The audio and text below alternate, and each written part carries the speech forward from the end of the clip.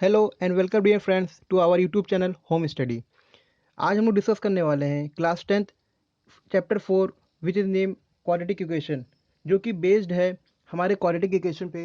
तो सबसे पहले हमें ये जानना चाहिए कि व्हाट इज़ क्वाड्रेटिक इक्वेशन। तो हमारी जो स्टैंडर्ड फॉर्म होती है क्वाड्रेटिक इक्वेशन की, वो कुछ इस तरह की होती है: a x square plus b x plus c. इसमें जो हमारे ए और बी होते हैं वो हमारे कहलाते हैं कोएफिशिएंट्स। कोएफिशिएंट मतलब कि जो हमारे वेरिएबल के आगे टर्म लगे होते हैं उसे हम कहते हैं कोएफिशिएंट्स। तो अगर ये क्वाड्रेटिक इक्वेशन है तो हम इसे क्या कहते हैं? तो ये हमें बेसिकली हम इसको आइडेंटिटी कहते हैं। आइडेंटिटी और क्वाड्रेटिक इक्वेशन में डिफरेंस यही है कि जो आइडेंटिटी होती है वो किसी भी वैल्यू के लिए सेटिस्फाई हो जाती है एक्स की, लेकिन जो एक क्वाड्रेटिक इक्वेशन होती है वो एक्स की पर्टिकुलर वैल्यू को सेटिस्फाई करती है। जैसे कि अगर हम यहाँ पे एक्स की कोई भी वैल्यू रखेंगे तो हमारा जीरो नहीं आएगा, हमारी एक्स की कोई पर्टिकुलर वैल्यू होगी जिसको रखने पर हमारे पास जीरो आएगा।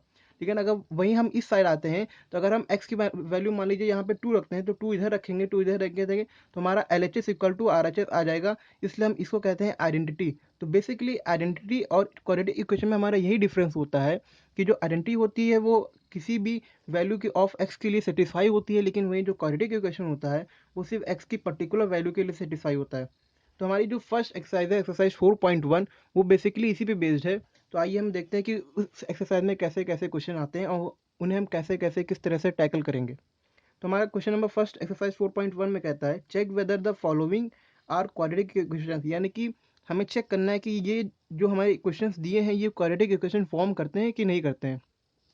तो अभी हमने क्या सीखा, जैसे क्वाड्रेटिक इक्वेशन वही होती है जो इस फॉर्म में हो, यानी कि अगर हम इसे सॉल्व करेंगे तो हमारा इस फॉर्म में कुछ क्वेश्चन इक्वेशन आना चाहिए। अगर हमारा इस फॉर्म में इक्वेशन नहीं आता तो वो क्वाड्रेटिक इक्वेशन नहीं है। क्वाड्रेटिक मतलब होता है दो, यानी कि जिसकी हाईएस्ट पावर टू हो उसको हम कहते हैं क्वाड्रेटिक इक्वेशन। अब यहाँ पे देखिए हमारी हाईएस्ट पावर एक्स की दिख रही है टू, इसलिए हम इसे बोल सकते हैं कि ये एक तरह का क्वाड्रेटिक इक्वेशन है। इसलिए हमें इसको भी सॉल्व करके किसी किसी इसी तरीके से लाना होगा। तो आइए हम इसको सॉल्व करना स्टार्ट करते हैं। इसमें लिखा है एक्स प्लस वन का whole square equal to two x minus three. इसको फर्दर सॉल्व करेंगे तो इसका होल स्क्वायर खोलेंगे तो हमारा आएगा x square plus one plus two x, और इसको हम सॉल्व करेंगे तो इसको हम टू से मल्टीप्लाई कर देंगे अंदर, तो हमारा आएगा टू एक्स माइनस सिक्स। इसको हम फर्दर सॉल्व करेंगे तो हमारा आएगा एक्स स्क्वायर प्लस सेवन। हमें दिख रहा है कि यहाँ पे एक्स की हाईएस्ट पावर टू है, इसलिए हम बोल सकते हैं yes it is form quadratic equation, क्योंकि क्वाड्रेटिक इक्वेशन की हाईएस्ट पावर टू होनी चाहिए वेरिएबल की। Now we move to the second part. X square minus two x equal to minus two x three minus x. इसको solve करेंगे तो हमारा L H S वाला साइड तो ऐसे ही रहेगा। आर एच एस में हम देखेंगे कि टू से अगर थ्री को मल्टीप्लाई करेंगे तो माइनस सिक्स आएगा, और माइनस टू को एक्स से करेंगे तो प्लस टू एक्स आ जाएगा। इसको हम फर्दर सॉल्व करेंगे तो हमारा आएगा x square minus four x plus six. यहाँ पर भी हमें दिख रहा है कि एक्स की हायर पावर टू आ रही है, इसलिए हम बोल सकते हैं ये भी एक तरह का क्वाड्रेटिक इक्वेशन फॉर्म करेगा। इसी सिमिलरली हमारा थर्ड पार्ट कहता है x minus two into x plus one equal to x minus one into x plus three. इसको हम सॉल्व करेंगे तो हमारा इक्वेशन आएगा x square plus x minus two x, फिर आर एच एस में आएगा x square plus three x minus three. इसको हमें दिख रहा है कि एक्स स्क्वायर कैंसिल हो जाएगा, और इसको हम सॉल्व करेंगे तो हमारा फाइनली आंसर जो आएगा वो आएगा x plus one equal to zero. तो अगर हमें क्वाड्रेटिक इक्वेशन फाइंड करनी है उसके लिए हमें एक्स की पावर टू किसी तरह से चाहिए होगा, लेकिन यहाँ पे एक्स की पावर टू नहीं आ रहा है, एक्स की पावर वन आ रहा है, इसलिए हमारा क्वाड्रेटिक इक्वेशन फॉर्म नहीं करेगा। Now we move to the third fourth part. X minus three into two x plus one equal to x into x plus five. इसको हम सॉल्व करेंगे तो हमारा आएगा two x square plus x six x minus three equal to R H S में आएगा x square plus five x. इसको हम फर्दर सॉल्व करेंगे तो हमारा फाइनल जो इक्वेशन आएगा वो आएगा x square minus ten x minus three equal to zero. अब ये हमें दिख रहा है कि इसकी यहाँ पे एक्स की हायर पावर टू है, इसलिए क्वाड्रेटिक इक्वेशन फाइन फॉर्म करेगा। इसलिए इसका आंसर हो जाएगा yes it is form the quadratic equation, यानी कि हमारा क्वाड्रेटिक इक्वेशन फॉर्म कर रहा है। वही हमारा फिफ्थ पार्ट है two x minus one x minus three equal to x plus five x minus one. इसको हम सॉल्व करेंगे तो हमारा आएगा two x square minus x plus three x square minus x plus five x minus five, हमारा R H S में आ जाएगा। फिर इसको इस एक्स स्क्वायर से ये एक्स स्क्वायर कैंसिल हो रहा है, तो यहाँ पे सिर्फ एक एक्स स्क्वायर बचेगा। फिर उसके बाद minus two x minus x यहाँ पे इस तरह से सॉल्व होने के बाद बचेगा इक्वल टू में हमारा माइनस टू बचेगा। फिर माइनस टू को हम इस साइड ले आएंगे तो हमारा जो फाइनल इक्वेशन बनेगा वो होगा x square minus three x plus two equal to में जीरो बचेगा। तो ये हमारा एक्स की पावर टू आ रहा है हाइयर, इसलिए हमें पता चल रहा है कि यहाँ पे ये जो इक्वेशन है ये क्वाड्रेटिक इक्वेशन फॉर्म कर रहा है। सिमिलरली हमारा सिक्स पार्ट जो है वो है x square plus three x plus one equal to x minus two का होल स्क्वायर। इसको हम सॉल्व करेंगे तो हमारा आएगा x square plus three x plus one equal to में हमारा RHS में आएगा x square plus four x minus four x. तो इसको हम फर्दर सॉल्व करेंगे तो हमारा आएगा seven x minus three equal to zero. तो हमें ये दिख रहा है कि यहाँ पे x की हायर पावर टू नहीं है, इसलिए किसी तरह का क्वाड्रेटिक इक्वेशन फॉर्म नहीं कर रहा है, इसलिए हमारा आंसर भी हो जाएगा it is not form of x square plus b x plus c, यानी कि यहाँ पे x की पावर टू नहीं है, इसलिए ये फॉर्म नहीं कर रहा है, इस तरह का इक्वेशन फॉर्म नहीं कर रहा है, therefore it is not form quadratic equation. ये मेरा आंसर हो गया। Now we move to the second question. Represent the following situations in the form of the quadratic equation, यानी कि हमें कुछ थ्योरी टाइप प्रॉब्लम दी है, इनसे हमें हमारा एक क्वाड्रेटिक इक्वेशन फॉर्म करना है। तो आइए हम मूव करते हैं। फर्स्ट क्वेश्चन हमारा क्या कह रहा है, तो सेकंड क्वेश्चन का फर्स्ट पार्ट हमारा बता रहा है the area of the rectangular plot is 528 metre square, यानी कि जो हमारा एरिया ऑफ रेक्टेंगुलर प्लॉट दिया है वो हमारा दिया है 5 metre square, sorry 528 metre square, and the length of the plot is one more than twice the breadth, यानी कि हमारा बता रहा है कि जो हमारा लेंथ है प्लॉट का वो ट्वाइस मोर देन ब्रेथ है, यानी कि टू, मान लीजिए हम length of plot breadth of plot assume करते हैं एक्स है, तो हमारा जो लेंथ हो जाएगा वो हो जाएगा 2x प्लस वन, बिकॉज हमारा क्वेश्चन में बता रहा है कि जो उसकी लेंथ है वो ब्रेथ से ट्वाइस मोर देन वन है, यानी कि ट्वाइस मतलब कि two into length plus one है, इसलिए हमारी जो लेंथ हो जाएगी वो हो जाएगी 2x प्लस वन और ब्रेथ हमारी x हमने एज्यूम की है। और हमारा जो एरिया प्लॉट दिया है वो दिया है 528 मीटर स्क्वायर, यानी कि एरिया प्लॉट हमारा क्या होता है L इंटू बी, चूंकि ये रेक्टेंगुलर प्लॉट है इसलिए हमारा हो जाएगा एरिया L इंटू बी। तो यहाँ पे L हमारा है 2x प्लस वन और ब्रेथ है हमारा x, तो इसलिए हमारा हो जाएगा area plot x into y, और इसकी इक्वल टू में 528 जैसे कि हमारे क्वेश्चन में गिवन था।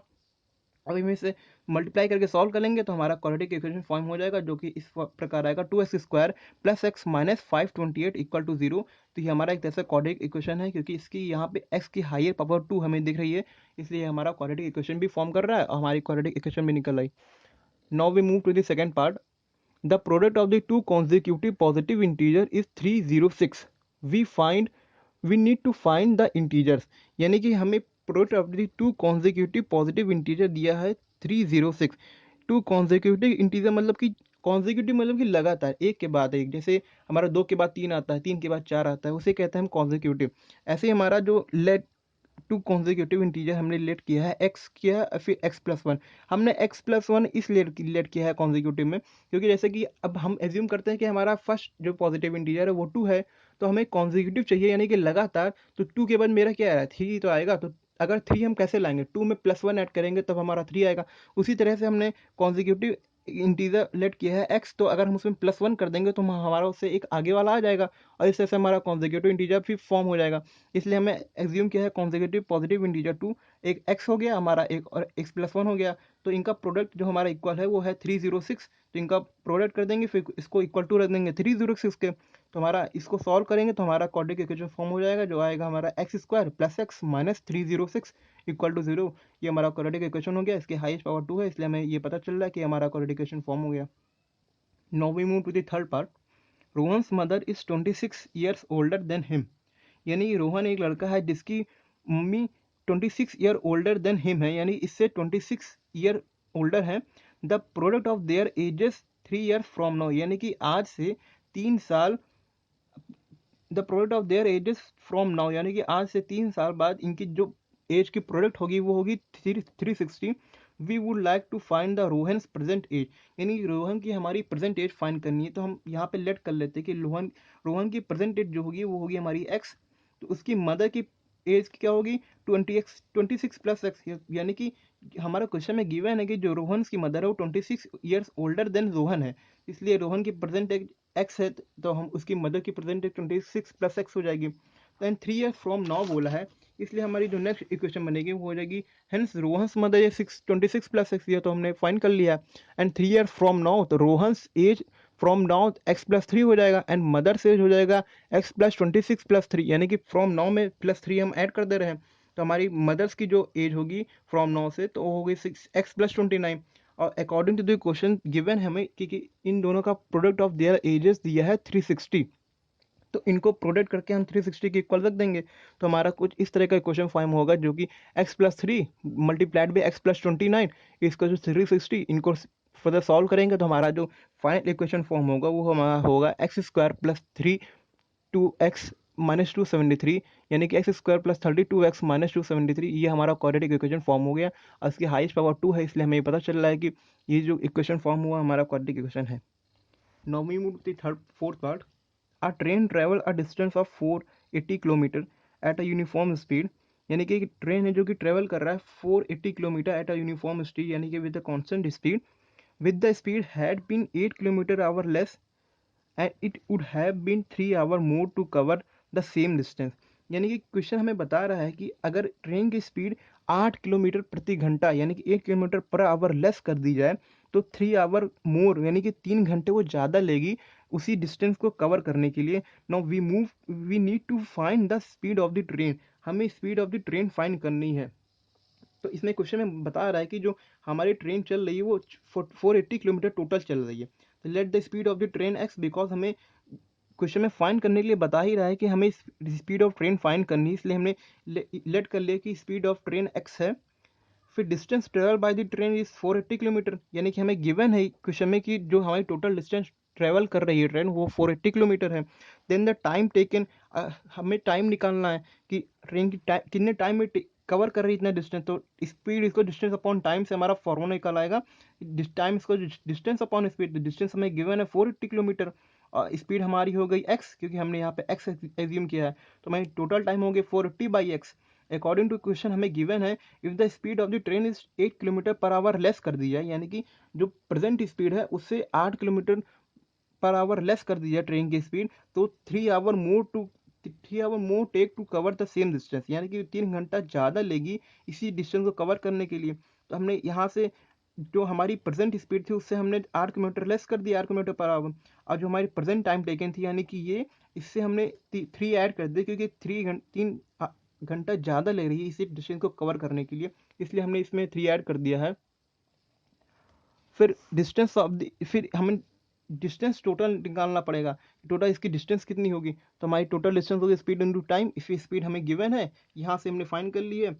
ये हमारी स्पीड हो जाएगी x-8, और फिर हमारा टाइम जो हो जाएगा 480/x+3, इन दोनों को मल्टीप्लाई कर देंगे तो हमारा आ जाएगा 480, और फिर इसको हम फर्दर मल्टीप्लाई करके सॉल्व करेंगे तो हमारा जो इक्वेशन बनेगा वो बनेगा 3x² - 3840 = 24x, और इसको फर्दर सॉल्व करेंगे तो हमारा आएगा 3x² - 24x - 3840 = 0। इसमें से हम 3 कॉमन लेंगे तो हमारा इक्वेशन बनेगा x² - 8x - 1280 = 0। ये हमारी क्वाड्रेटिक इक्वेशन फॉर्म हो गई। इसके हायर पावर 2 है, इसलिए हमें पता चल रहा है कि हमारी क्वाड्रेटिक इक्वेशन फॉर्म कर रहा है। Thanks for watching. अगर आपको ये वीडियो अच्छी लगी और आपके लिए हेल्पफुल हो तो प्लीज़ इसे लाइक करें, शेयर करें, सब्सक्राइब करें। थैंक्स।